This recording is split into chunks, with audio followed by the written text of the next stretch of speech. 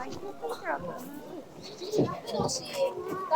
海道53釣りの宿場、11番目の宿場であります、三島におります。旧寛平大社の三島神社ですね。すごく立派な神社です。おはようございます。加藤です。今日はですね、2026年の1月の5日です。まだ正月のうちとも言えるぐらいの、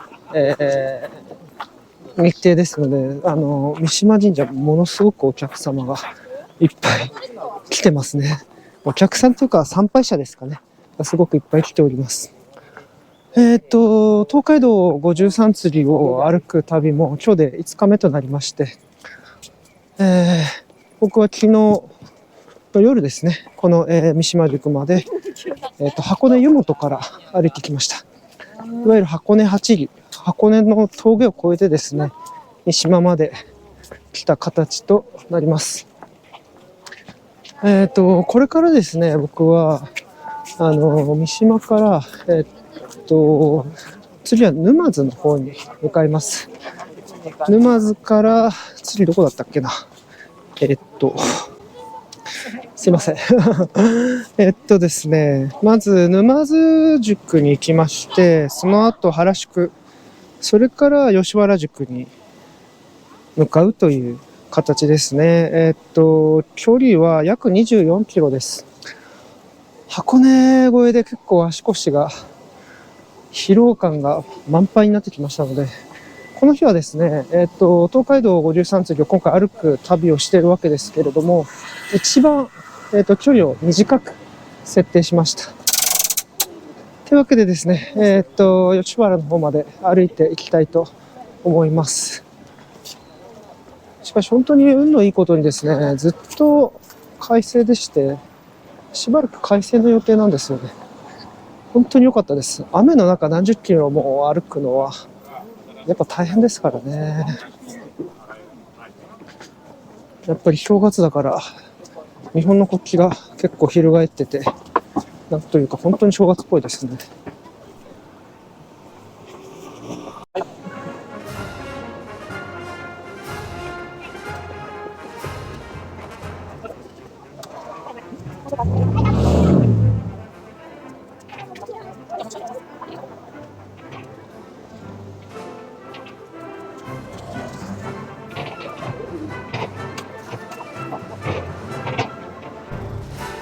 道路の向こう側に三島宿の本陣である樋口本陣跡っていうのがありますね。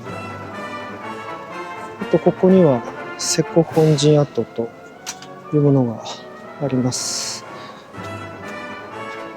三島はやっぱりそこそこ栄えた場所だったのかなと思います。本陣が2つあるんですね。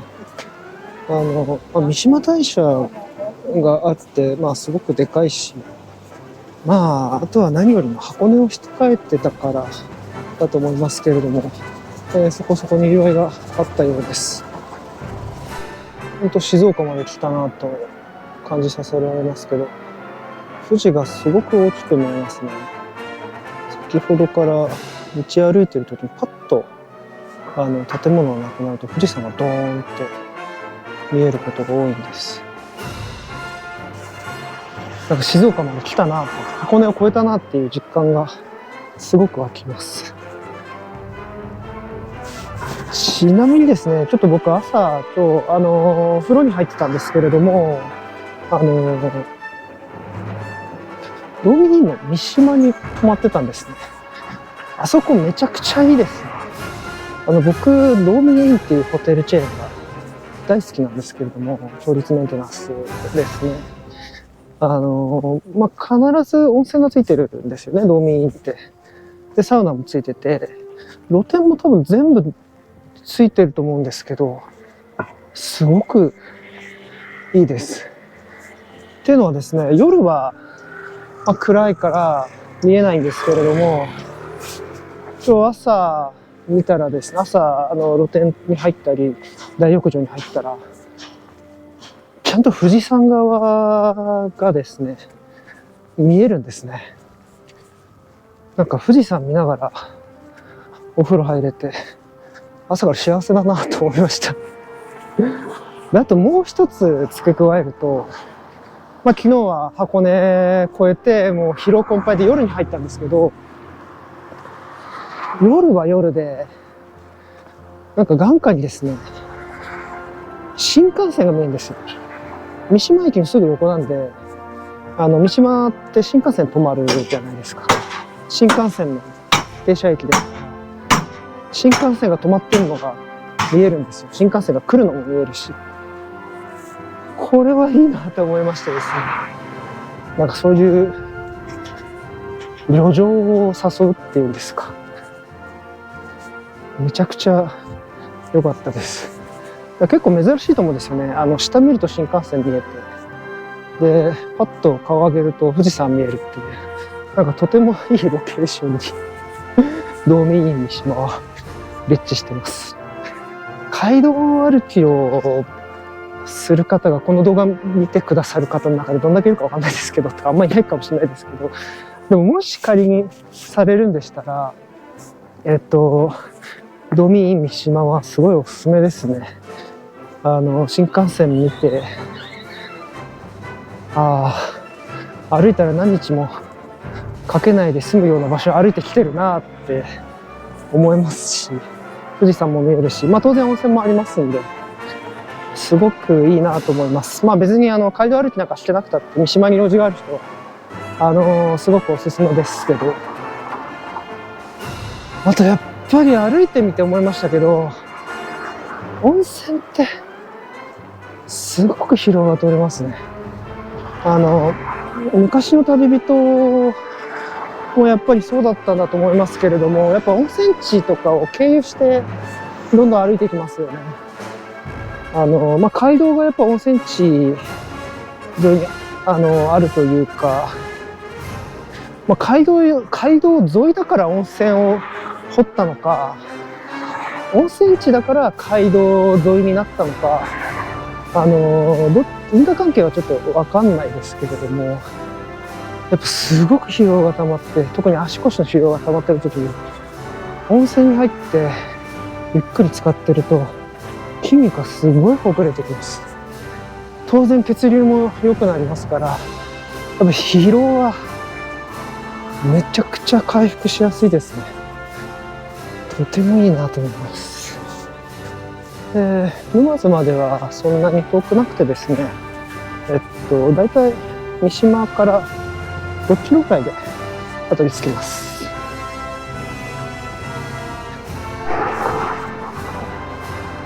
これは立派な一里塚ですね。復元したのかな。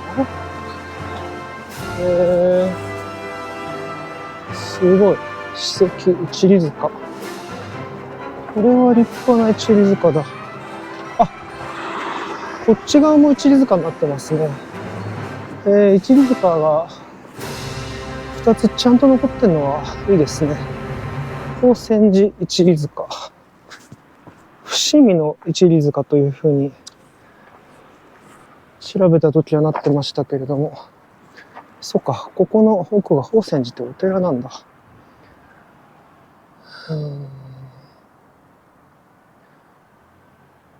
向こう反対側は玉井寺一里塚、もしくは玉井寺、玉井寺かな、玉井寺一里塚っていうみたいですね。江戸日本橋から29番目。なるほど。これは立派ですね。いいですね。昔の旅人はこういうのを見てたんでしょう。本当に塚ですね、これは。なるほど。あっちにも一里塚ある。こっちも結構ちゃんとした一里塚ですね。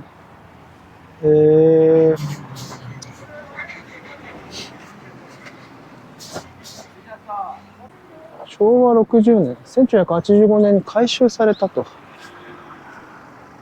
40年前ですからね。でも改修されたの、40年前でもこうやってちゃんと残ってるもんですね。一番上におそらくちゃんと木があったんでしょう。倒れちゃったのかな、伐採されてますね。あっちの松とかもそうですけれども、塚の上にでっかい木をボーンって立ててると、まあ落雷とかあったらやられちゃいますよね。でもシンボルとしてはとてもいいですね。うん。さて、このまま旧東海道、現在の国道1号線沿いをこのまま歩いていきます。間違えました。これが国道1号線ですね。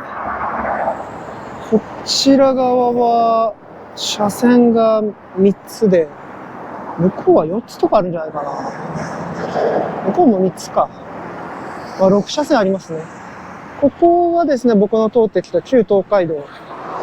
まあ向こう側も旧東海道なんですけれども、ここは国道145号線のようですね。全然規模が違います。まあ、旧東海道だから1号線通ってるってわけでもなくて、やっぱり昔の街道沿いですからね、でっかいところもあれば、こんなに幅取れるわけがないところもあるわけで、そうなるとなんか旧東海道、今はひっそりとしてる場所みたいになっちゃいますね。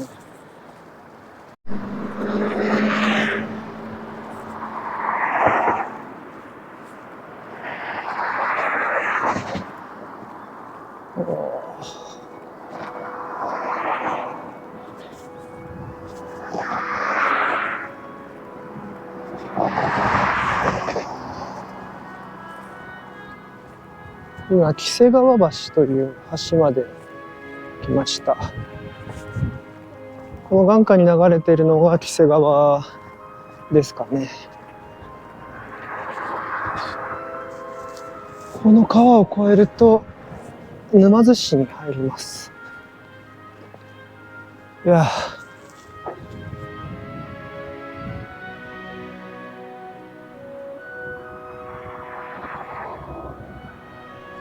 や綺麗ですね。しかし考えてみれば面白いですね。400年前もこうやって橋の上で富士山眺めてた人はいっぱいいると思うんですけれども、富士山はやっぱり綺麗ですね。さて、これで沼津市内に入ります。こんなのがありました。いわゆる棒字石ですね。これより西沼津城というわけで、自分は沼津藩の領内にようやく入りました。ここに説明がありますけれども、沼津藩ってもともとなくて、沼津は天領だったと。つまり徳川幕府の直轄領だったそうですけれども、1777年に幕府の、家臣ですねが加増されて大名となって沼津の地に所領を与えられたから、沼津藩っていうのができたみたいですね。江戸中期にできたですね、沼津藩っていうのは。さあ、沼津の藩内に入ってまいりました。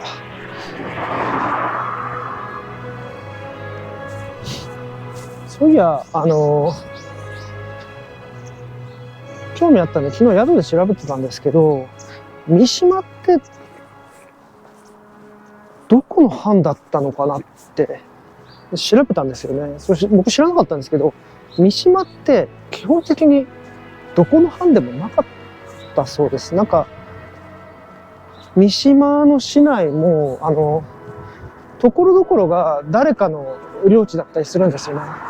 三島なのになんか一部は小田原藩の領地だったりして、いやもう箱根越えてるじゃんみたいな感じですけど、一部は小田原藩の領地だったり、一部は天領だったりで、一部はこの沼津藩が所有していたそうです。そういう感じで、あんまりなんかどこの藩がなんか治めてたとかいうわけではないそうですね。でもまあ、中心の三島大社はですね、この沼津藩が治めてたそうですから、まあ実質的には多分沼津藩が、まあ一番影響力を持ってたんじゃないかなとは思います。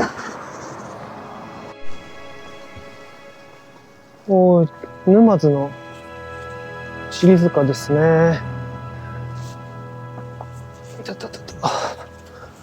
沼津の地理塚は公園になってますね、ちょっとした。可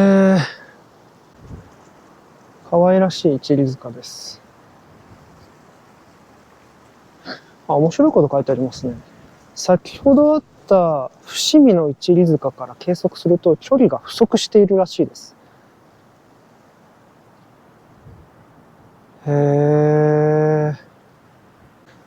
本来は本町の中に作るものを宿場内だから東方に少し押せたと。なるほど。それでいいんですかね。ちゃんと利点を測定するために作ったんじゃないのかな。まあしょうがないですね。そういうこともあったってことでしょう。なるほど。31里目、32里目の一里塚はもう現存してないそうですね。はい。というわけで、江戸日本橋から数えて30番目ですかね。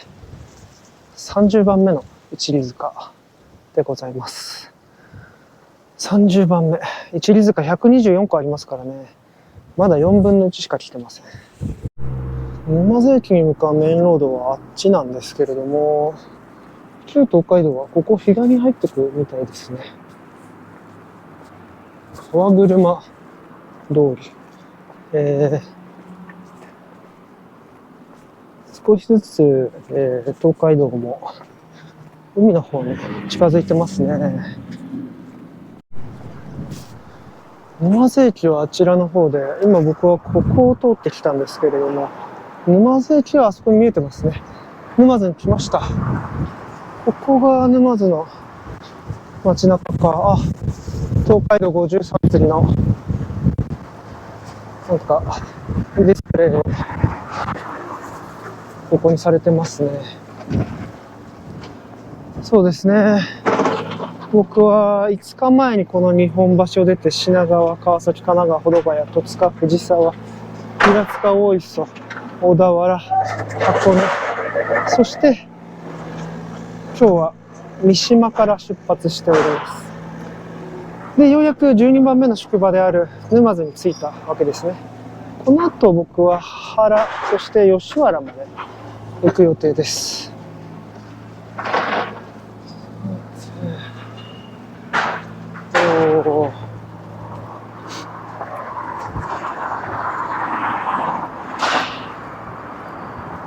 沼津のアーケード街が続いてますね。もう少しすると沼津の本陣があるはずです。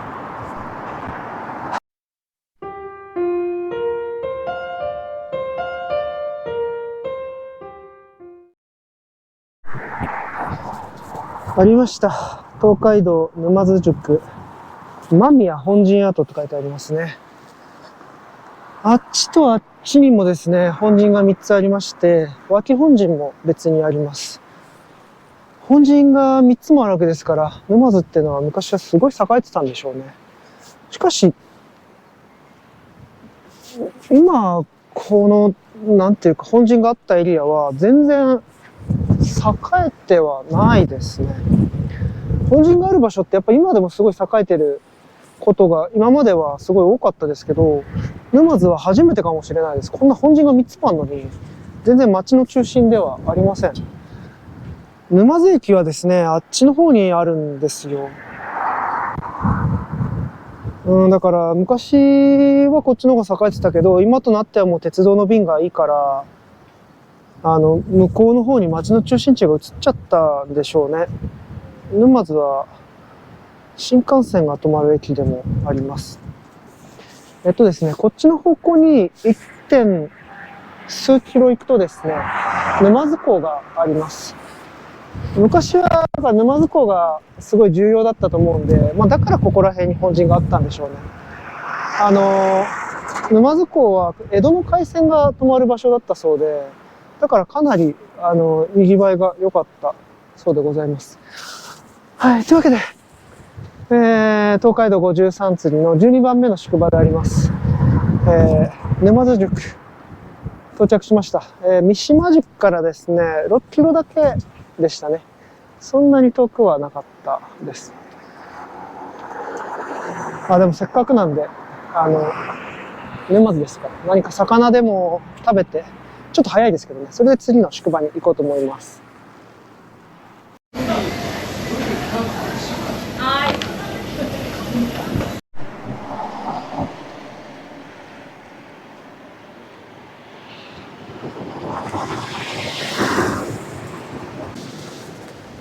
沼津藩領の境紡績って書いてありますね。境紡績がありました。これより東沼津藩領と。沼津藩って、そこそこ小さめのサイズのお国ですね。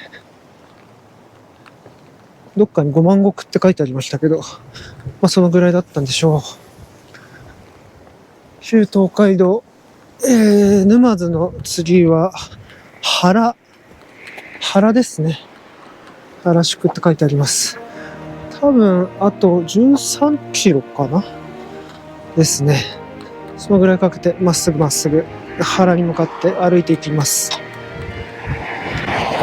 そういえば原は何藩だったのかなと思って調べたら天領でした。つまり幕府の直轄地ですね。でも今回東海道歩くに際してなんかちょっと軽く調べたら藩に属してない天領がすごく多いんですよね。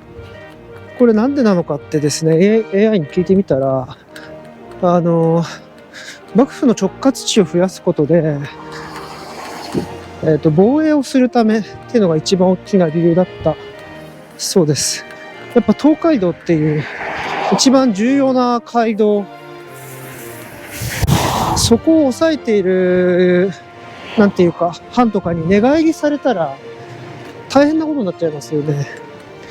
基本的に徳川幕府は、特に徳川家康は西側のいわゆる西国大名を敵視していたというか、危険視していたので、敵は西側から来るっていう想定が一番強くて、そのためにこの東海道沿いは直轄地が多いだそうです。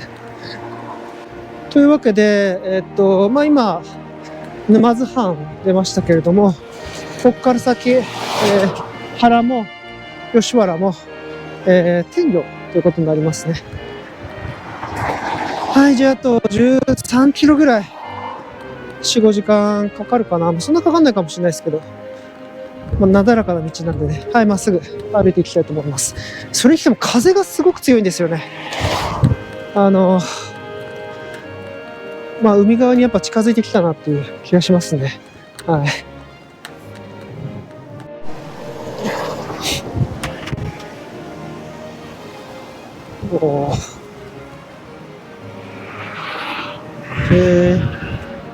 当時はやっぱりこういう風に立派な一里塚だったんですね。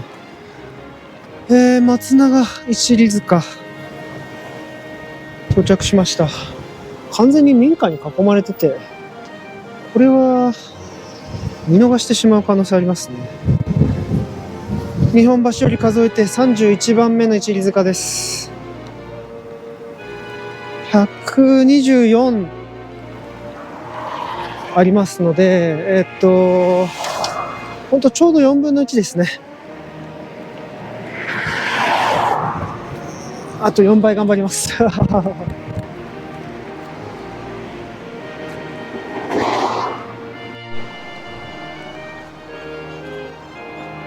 ちょっと東海道から1本だけ外れて歩いております。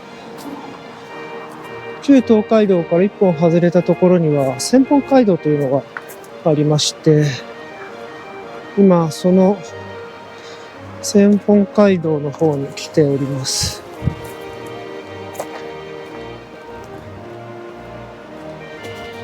ここ原のあたりはですね、沼津から原にかけてこの松の木が有名でして、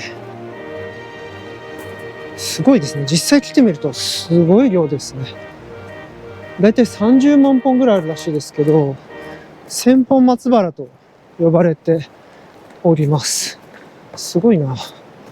あそこの向こうの方に堤防が見えますね。向こうはもう海です。すごい。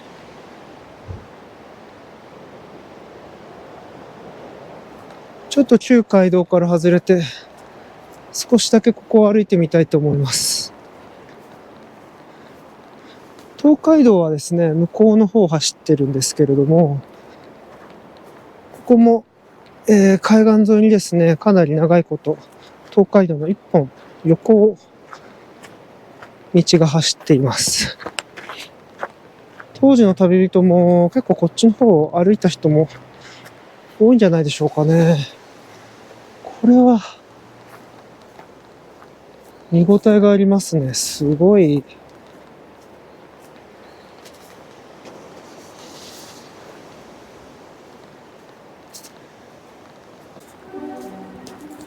よくこういうものが残っててくれたなと、感動ですね。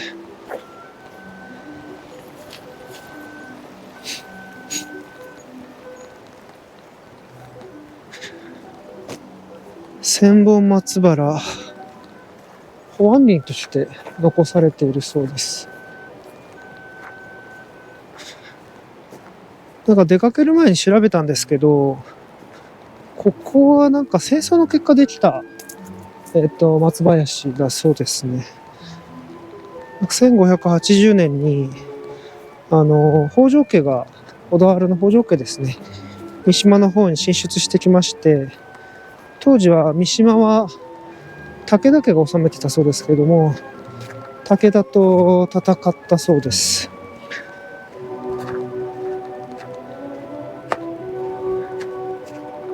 武田軍が陸から迎え撃つ形でして、北条はですね、水軍で海から攻めるっていう形だったそうです。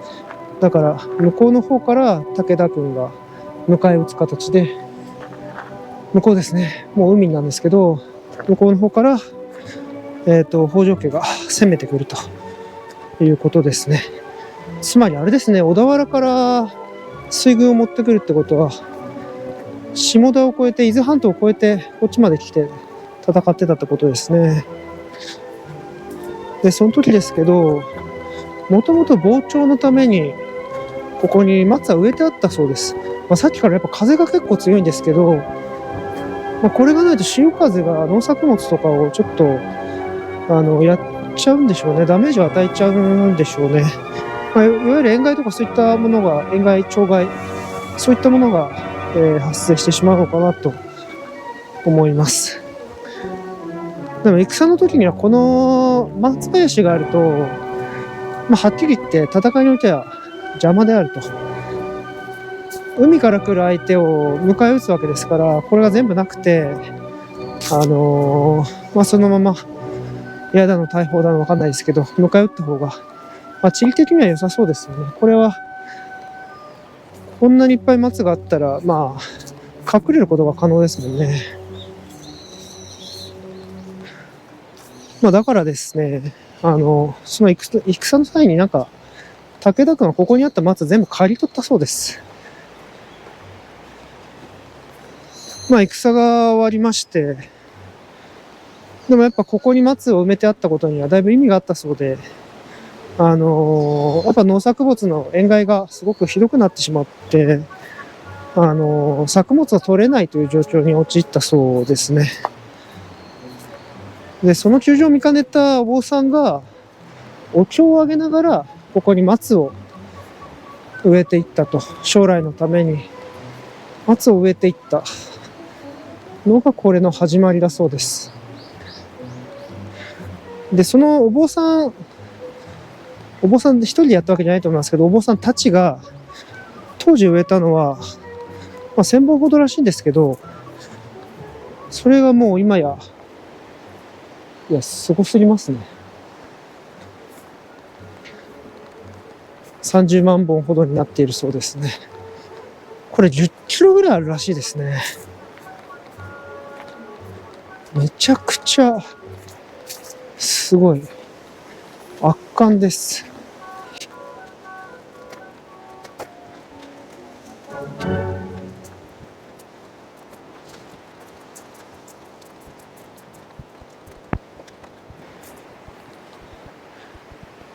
暴風圏保険保安林。やっぱ保安林として設置されてるんですね。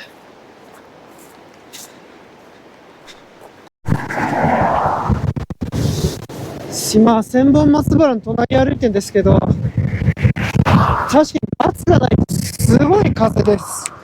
こっちは松原があって、ここちょっと工事中で、今、松がないんですよね。松がないんですけど、まあ、向こうの方まだ松あるんですけど、確かに、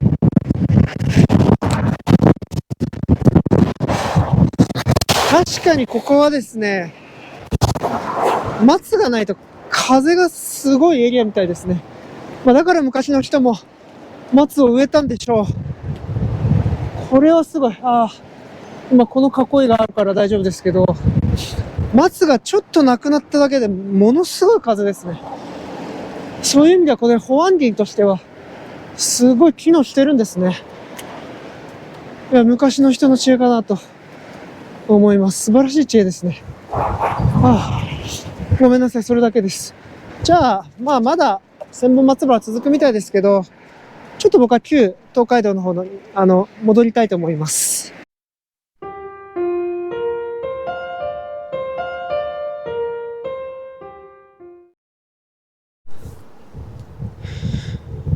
東海道53釣りの12番目の宿場であります原宿。ここが本陣跡だそうですね。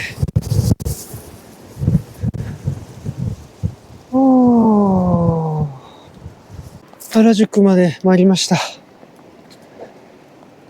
沼津から 7.3 キロだそうですね。道によっては6キロぐらい。ちゃんと街道沿いを歩くと 7.3 キロぐらい。そんな感じでしょうか。ここはすごい広大な富士がよく見えるいいエリアです。建物の陰に隠れちゃうこともあるんですけれども、この建物がふっとどいた時にですね、富士山がバーンと視界に広がって、さっきから歩いていてとても楽しいですね。いやー、原宿自体は街はあんまり栄えてなかったそうではありますけれども、こうやって富士山が広大に見えるとてもいい場所だから人気はとてもあったそうです。だから宇宙にもよく描かれている場所だそうですね。綺麗だ。原駅、 JR 東海道線の原駅まで来ました。この建物の裏はもう富士がバーンと見えてとてもいい場所ですね、この原駅は。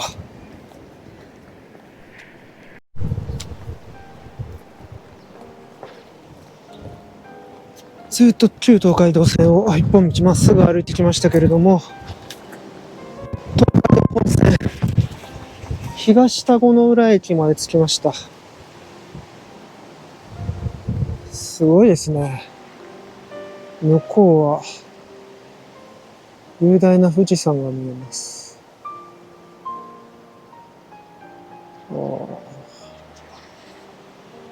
さて、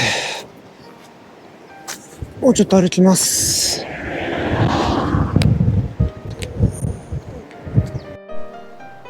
すぐそこ東田子の浦駅なんですけれども、こんなところに愛の宿があったんですね。愛の宿柏原本陣跡。確かに原から吉原は、ちょっと距離はありますね。だからなんでしょう。そうですね。本見ても 11.2 キロあります。そこまで長距離じゃないけれども、でも休憩する場所欲しいですよね。特に富士山が綺麗に見えるんで、やっぱりそういうところでゆっくりしたいかなとは思います。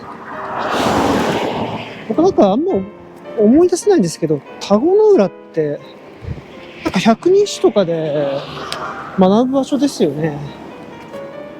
昔からやっぱり名称なんでしょうね、ここは。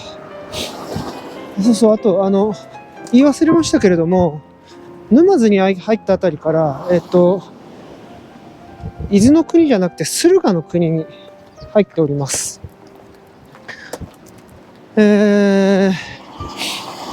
豆の国、伊豆半島はもう彼方後ろの方ですからね。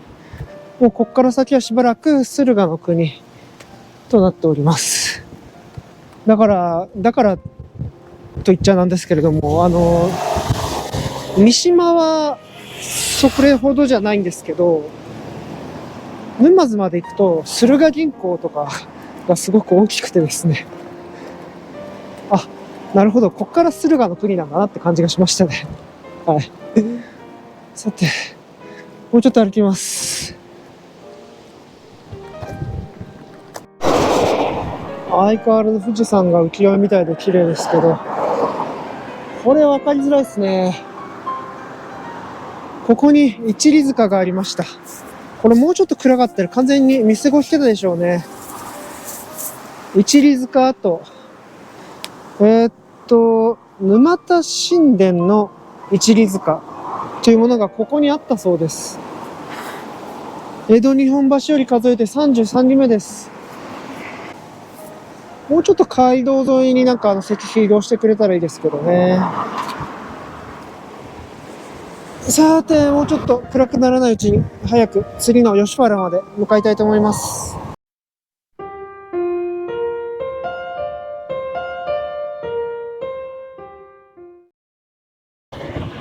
東海道本線の吉原駅まで来ました。吉原駅から本陣まではですね、3キロ離れてるんで、まだまだ40分以上歩かなければなりません。しかし、すっかり暗くなっちゃいましたね。吉原駅はここにありますけれども、本陣はもうずっと向こうの方なんですね。名称と呼ばれる左富士っていうのがもう少し先にあります。けれども、この暗さじゃ何も見えないですね、もう。残念です。吉原宿は、津波、もう大津波で、2回ほどですね、流されちゃったそうです。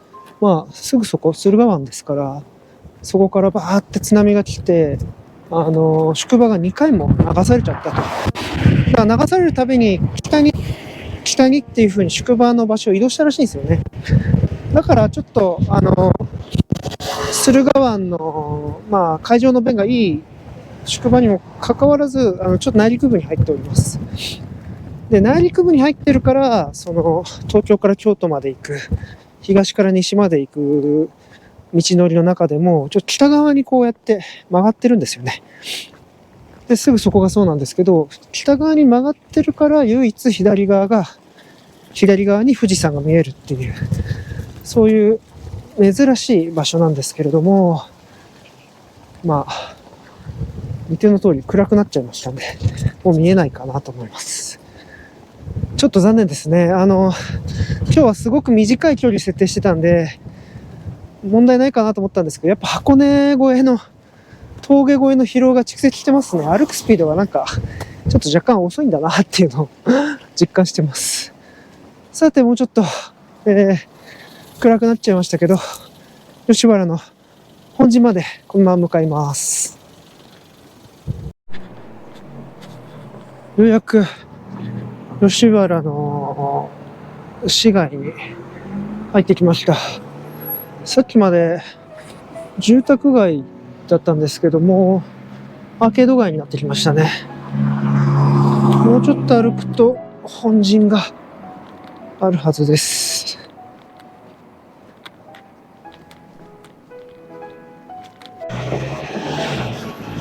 ここか。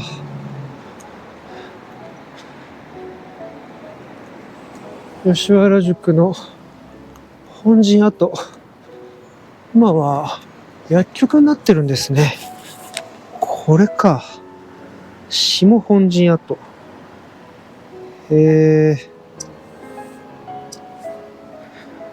なるほど。長谷川本陣とも言ったそうですけど、吉原宿下本陣。今は薬局ですね。しかし、吉原駅と全然離れたところにこうやって繁華街があるんですね、この街は。ちなみにここは、旧東海道でございます。なんで、こっち、今僕は西に向かって東海道沿いを歩いているんですけれども、東海道線の吉原駅とは、だいぶ離れてますね。3キロ以上離れてしまってます。鉄道の路線施設の関係でこっち側に鉄道を持ってくるのが難しかったのか、あるいはあんまり効率的じゃなかったのかもしれませんね。そういう人も街が閉まるのが早いですね。1月5日だからかな。結構な店が閉まってしまっております。まあいいや。とりあえずですね、吉原宿に到着しました。東海道53次を歩く旅も5日目になりましたけれども、14番目の宿場であります。吉原宿、到着しました。この後は、ちょっと先の方にホテルを取ってますんで、そこに宿泊しようと思います。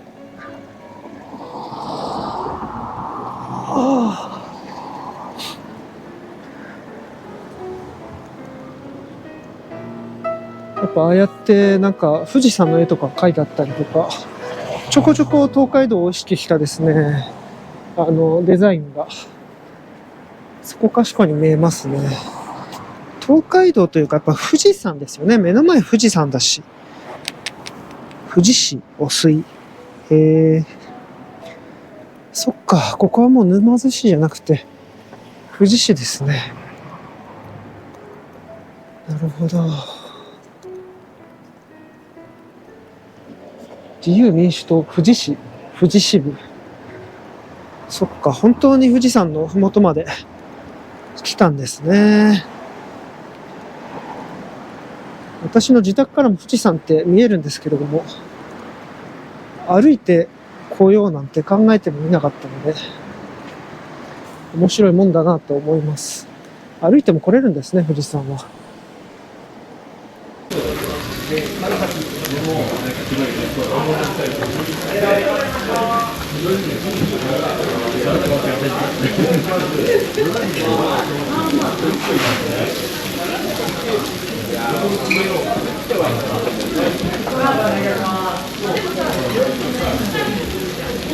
ご新規2名様お願いいたします。